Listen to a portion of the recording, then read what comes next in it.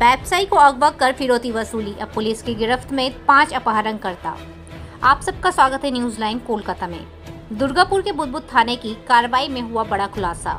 गिरफ्तार आरोपी से 2 देश के नामी कॉलेज से बीटेक और एमटेक पास है। पुलिस ने बरामद किए हथियार, कारतूस, चाकू और फिरौती की रकम।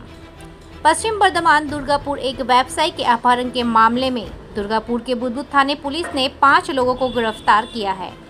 लेकिन चौंकाने वाली बात यह है कि इनमें से 2 आरोपी देश के प्रतिष्ठित कॉलेज से इंजीनियरिंग पास किए हुए हैं।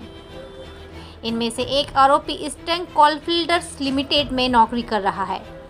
पुलिस ने बताया कि 10 जनवरी को दुर्गापुर के पानागढ़ स्थित बिरुडीहा के पास एक होटल के सामने से जयंत गड़ाई नामक व्यापारी को अपहरण किया गया था। आरोपियों ने उसे अगवा कर परिवार से 50 लाख रुपए फिरौती की मांग की थी।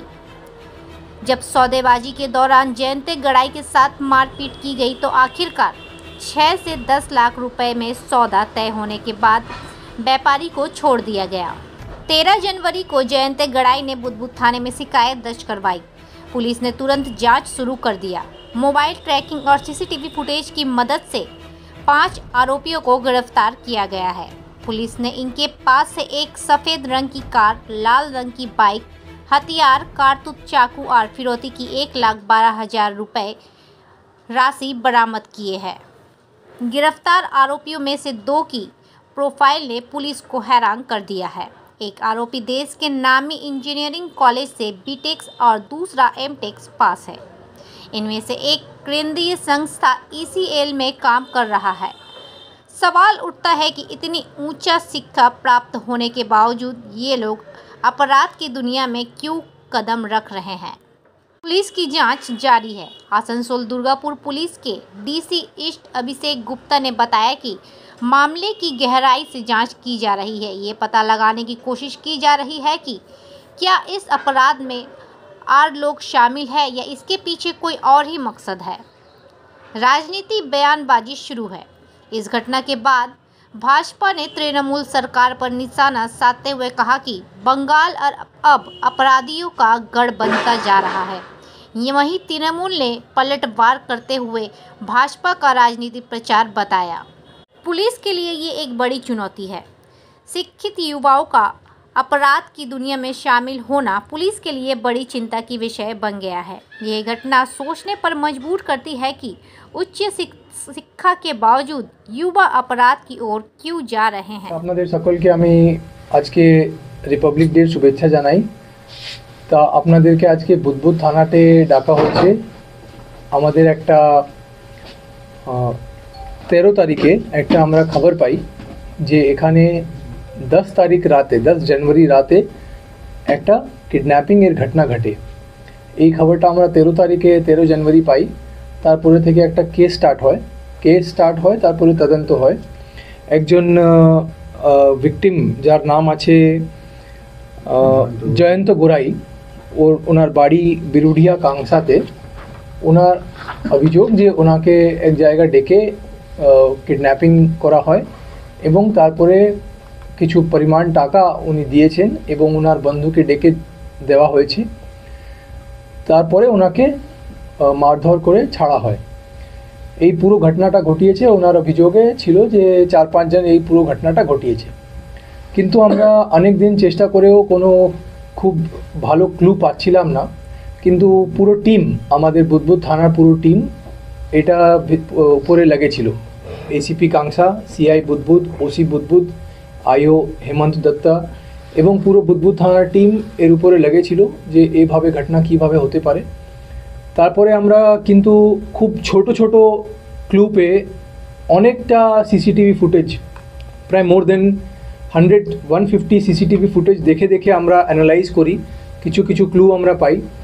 তারপরে থেকে এক এক করে লোকজনকে যে গাড়ি নিয়ে ঘটনাটা ঘটেছিল সেরকম আমরা ইনভেস্টিগেশন চালাতে থাকি এবং তারপরে এক একটা ক্লু পাওয়ার পর এক একজনকে আমরা অ্যারেস্ট করি এবং তাদের পুরো জিনিসটা জানা হয় এবং ওদের কনফেশনাল স্টেটমেন্টও নেওয়া হয়। এরপরে আমরা দেখি যে যখন কয়েকজনের বাড়িতে আমরা ফার্দার রেড করি তারপরে আমরা এটাও রিকভার করি কিছু টাকা ওদের কাছ থেকে, সকলের কাছ থেকে, 5 জনের কাছ থেকে কিছু কিছু টাকা রিকভারি হয় এবং ওদের ফোন যে ইউজ হয়েছিল ওই পুরো ঘটনা ঘটাতে ওটা রিকভারি হয়েছে। কিন্তু আর একটা জিনিসও আছে, একজনের এই 5 জনের মধ্যে একজনের কাছ থেকে আমরা একটা আর্মস এবং 4 রাউন্ড গুলিও রিকভার করি, 2টা ম্যাগাজিন এবং যে একটা ছুরি টাইপ চাকু যেটা ইউজ হয়েছিল এই ঘটনার দিনে সেটাও আমরা রিকভার করতে পেরেছি। তো এই পুরো ঘটনাটা ঘটিয়েছে এই 5 জন, যাদের নাম আছে অভিজিৎ চক্রবর্তী, সুপ্রিয় খওয়াস, সঞ্জীব বিশ্বাস, সোহম চ্যাটার্জি এবং বিমলেশ কুমার ঠাকুর। এই 5 জনকেই আমরা এখন অবধি অ্যারেস্ট করতে পেরেছি এবং ফার্দার এদের রিমান্ড নিয়ে আমরা ইন্টারোগেশন করব যে আর কি পুরো ঘটনাটা হয়েছিল।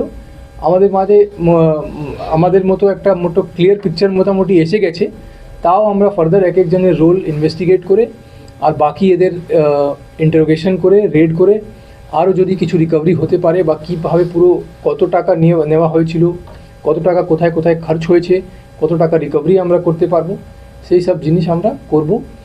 এই কিডন্যাপিং কেসটা আমরা তাহলে এই সলভ এখন অবধি করতে পেরেছি। বলছি এটার সময় স্যার এখন ইসিএল ওয়ার্কার জড়িয়ে আছে শোনা যাচ্ছে।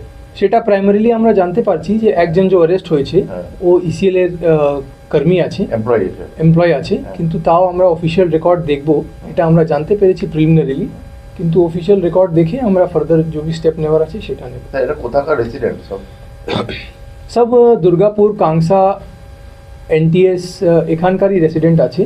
এরা সেভাবে একটা কনস্পিরেসি করে প্ল্যান করেছিল, সেরকম প্রাইমারি মোটিভ টাকা নেওয়ারই ছিল, যেটা আমরা এখন অবধি জানতে পেরেছি। তো ফার্দার কি আছে, মোটিভ নেই আছে, ফার্দার ইন্টারোগেশনে যখন রিমান্ড পিরিয়ডে হবে তখন জানা যাবে। গাড়িটাও কি একটা হয়েছে যে গাড়ি করে ওরা অপহরণ করেছিল? হ্যাঁ, গাড়ি সিজ হয়েছে। স্যার র্যানসাম কত ডিমান্ড করা হয়েছিল? এখন অবধি যে জানতে পেরেছি লগভগ 6 থেকে 10 লাখ টাকা র্যানসাম ডিমান্ড করা হয়েছিল, মানে র্যানসাম অনেকটা ডিমান্ড করা হয়েছিল, 50 লাখ ডিমান্ড করা হয়েছিল।